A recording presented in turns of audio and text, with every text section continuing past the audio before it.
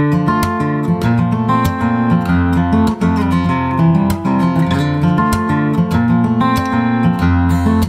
I think one of the main things about a garden is it's like about life and life force and vitality. And that's also the fun thing about growing your own food, is because that food is so alive. The garden and the land are the living classrooms for service learning. And while the service learning is happening, we're caring for our land, our forest, our watershed, and we're also growing food for the Whidbey Institute and the greater community, and for the volunteers. I want to make sure that anybody who wants to volunteer here, they go home with vegetables. Well, Growing Groceries is a program that the Whidbey Institute does in partnership with the Good Cheer Garden, with South Whidbey Tilth, and Washington State University. What Growing Groceries does is help people have the practical skills they need to grow food successfully.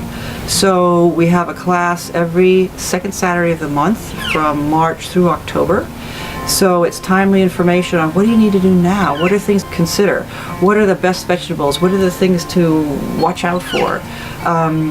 And then there's a lot of question and answer, so people leave the class with the next steps for what they need.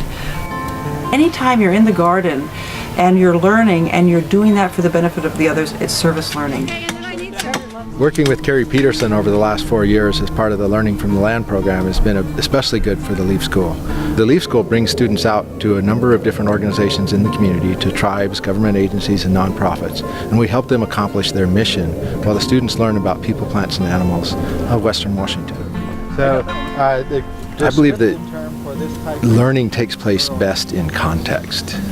Learning doesn't happen well in boxes, in classrooms. It happens outside, it happens in nature, in the garden.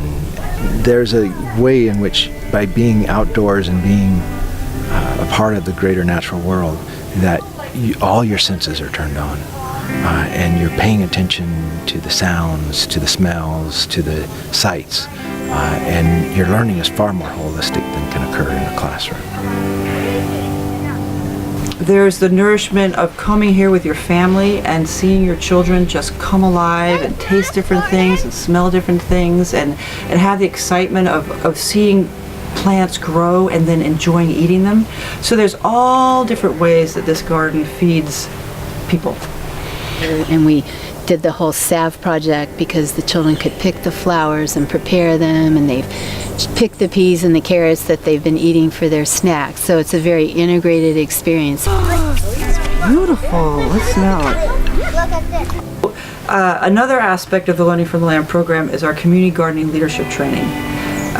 That is a program to develop the next leaders in garden coordination, in community gardening, because there's not just learning how to grow, but if someone's going to manage a garden, coordinate programs, you have to learn how to lead.